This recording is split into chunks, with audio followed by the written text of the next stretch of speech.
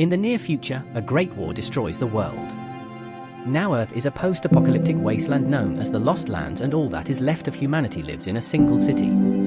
They're ruled by the Overlord, and the Church is in charge of keeping order. One day, a woman named Grey is getting hung for being a witch, and the Enforcer is using her as an example of what happens to those who defy the Church. After the Enforcer leaves, Grey uses her magic to make a soldier hallucinate that he's the one being hung. He shoots the rope to supposedly save himself and ends up freeing Grey. He then thinks he sees her next to him and opens fire, only to kill another soldier instead.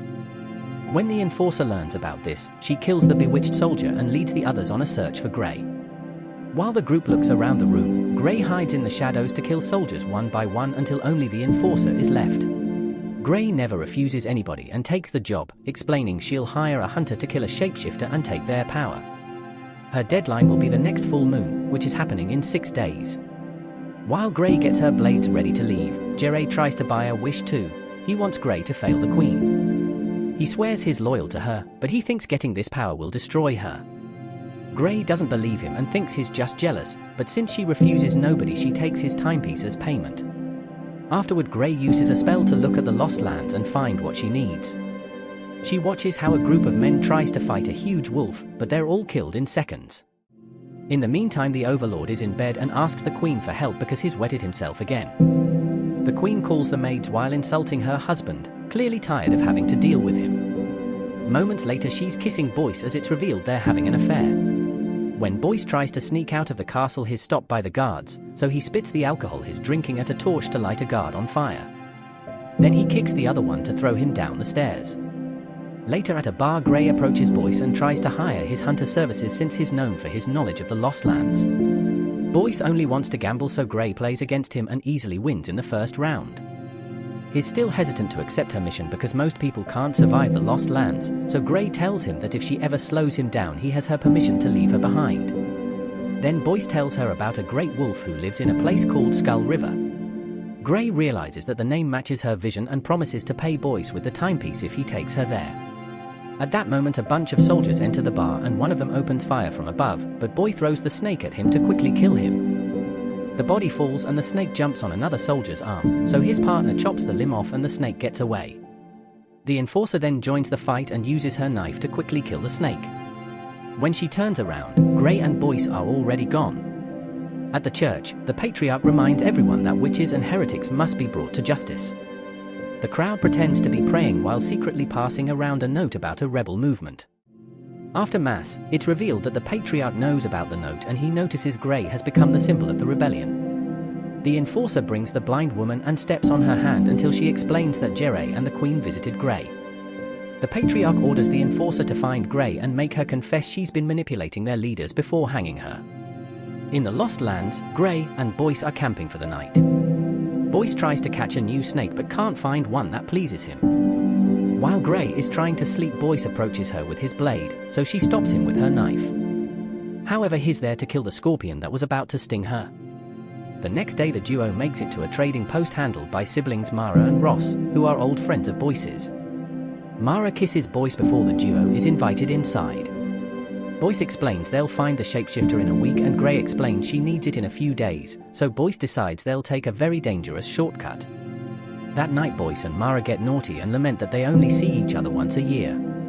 When the duo leaves in the morning, Boyce warns Mara that the siblings are the only friendly faces in the Lost Lands, and Grey notices a beast skeleton in a cage. Meanwhile, the Enforcer and all her soldiers have started searching the Lost Lands by train. The Queen goes to see the Patriarch since he authorized the use of the train without consulting her, not to mention he sent all the soldiers away and left the city vulnerable. The Patriarch says he's heard rumors of her betrayal, but the Queen assures him it's all lies. Later, the Patriarch calls the Enforcer on the train and tells her he's confirmed the Queen is lying, so they need to catch the witch quickly.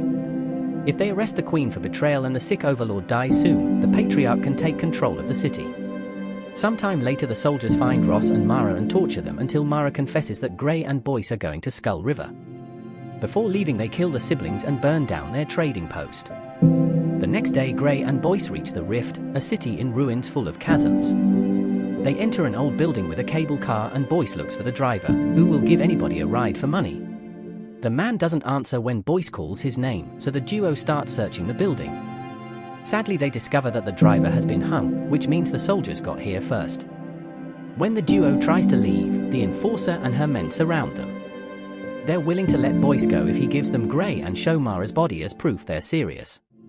At that moment, Mara wakes up and says Boyce's name, so the enforcer shoots her to kill her for good. Boyce gets furious and opens fire while Gray slides ahead to strike a soldier down and steal his guns. She also opens fire, and by working together, she and Boyce quickly kill all the men surrounding them. Unfortunately, there's a horde of soldiers hiding on the train, and now they come out to join the fight. Boyce and Gray continue to fight and kill as many men as possible, but the soldiers just keep coming and their numbers are unmanageable, not to mention Gray runs out of bullets. The duo tries to run away, however the train has a cannon that shoots at them. Luckily, they move fast enough to only fall without getting hurt. Then they rush toward the cable car and Boyce releases it by shooting the reel. The soldiers are still trying to come for them, so Gray and Boyce start fighting them hand to hand to keep them away from the car. Since it's now moving over a huge chasm, the soldiers fall to their deaths from great heights. Some men appear on the car roof and Gray immediately climbs up to fight them with her blades. She moves fast to defeat most of them and makes a big jump on the edge of the car to force the last guy to follow her. Now she can just chop his hand off to make him fall. Inside the car, Boyce also fights hand-to-hand with a few remaining soldiers. Seeing her men being defeated, the enforcer makes a soldier cut the cables. The car now hangs on a side and Gray has to use her blades to hold on. Boyce breaks a window to make another soldier fall. Then the enforcer shoots the other cable and the car goes down, sliding through a building before crashing against the side of a chasm. Gray and Boyce begin climbing the rocky wall and manage to leave the car right before it falls. The enforcer opens fire and hits Boyce's shoulder while he's still climbing, but Gray has already reached the top and uses her powers to keep the enforcer distracted, which allows the duo to disappear. That night, Boyce removes the bullet from the wound and Gray stitches it up. Boyce thinks about his lost friends and swears to get revenge on the enforcer. Before they fall asleep, they watch the colors and lightning in the sky. The next day, the Queen learns that she's pregnant. She knows the father is Boyce but pretends it's the Overlord. Now that she has an heir to secure the throne, she puts a pillow on the Overlord's face and suffocates him to death. Meanwhile, Gray and Boyce reach Shadow's Bane, an area that fills with demons at night. However, they can hear the Enforcer's train coming for them, so they have no choice but to stay here. They hide inside a cooling tower and destroy a bunch of cans to spill gas on the ground. When night falls, the lights in the tower are turned on and a demon tries to attack them. Boyce throws a lighter on the gas to create a ring of fire that surrounds him and Gray. Soon more demons enter the tower and the duo has to open fire, but their bullets don't do much. The demons bring a metal plank and put it on top of the fire to create a bridge, so Boyce blocks them by kicking a gas can and shooting it. A demon jumps as the can explodes and tackles Boyce to attack him, but Gray pulls him back by stabbing it with her blades. When the demon twists his body to try to catch her, Gray has to jump and fight it hand to hand. Boyce tackles the creature and impales it on a metal rod while Gray throws a blade at another gas tank. This time the explosion is bigger and gets the attention of the demon leader, who is watching from the top of the tower with its minions. They jump down and tackle both humans while the leader calls Gray by name, saying she shouldn't have come back to this place. Gray uses magic to make him move back and shoots fire from her hand, controlling the whole flame circle to make it grow into a huge fire tornado that burns all the demons down, including the leader. Afterward, Boyce points out he couldn't feel the flames, so Gray explains it wasn't real. She used an illusion to make the demons think they were on fire and they died of a placebo effect.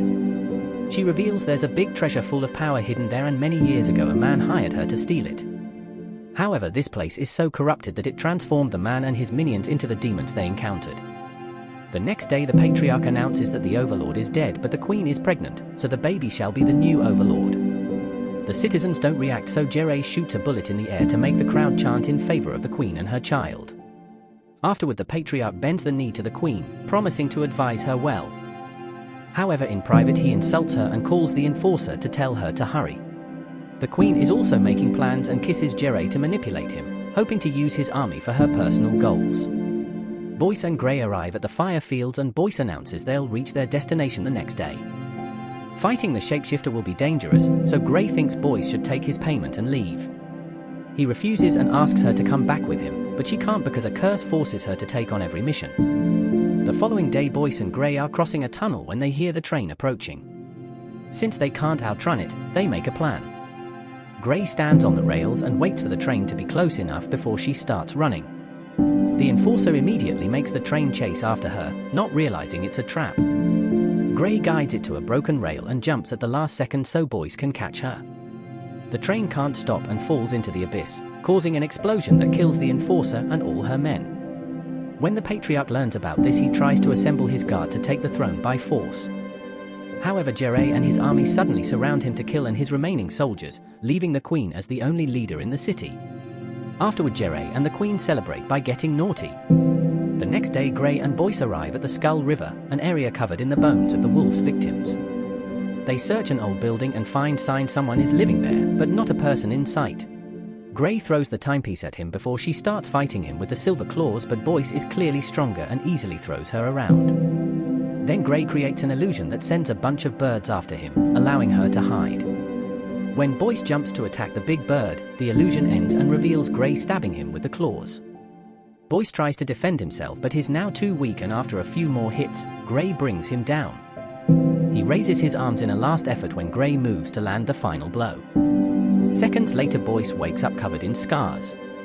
Gray is giving him water and telling him to rest. Boyce falls asleep, and the next time he wakes up he finds himself in chains. It's revealed that when Gray gave him stitches, she hid some silver under his skin, which has been poisoning him all along. When she gets ready to kill him, Boyce says he has a wish and reminds her she can't refuse anyone. He wants them to be together and hunt together to end their loneliness. Gray agrees while pointing out there's a price. At that moment, the clouds move and the moon forces Boyce to transform again, so Gray starts cutting his chest open. The rebels use this chance to burst into the castle and kill all the guards, whose bullets can't do anything against such a huge amount of people. When the sun rises, it burns the pelt until there's nothing but ashes. At the same time, Boyce's grave starts shaking. Sometime later, a revived Boyce finds Gray with the intention to kill her. However, Gray confesses she's always known he was the Queen's lover. She planned everything so the rebels could finally defeat their oppressors and Boyce would survive in the end. Boyce tries to shoot anyway, but his gun fails, so he attacks with a knife instead. Gray dodges it and they end up stuck with their blades on each other's necks. When Gray reminds him this is what he wished for, Boyce agrees, and now the duo leaves together to travel through the Lost Lands. Thanks for watching. Subscribe and turn on notifications to watch more videos like this.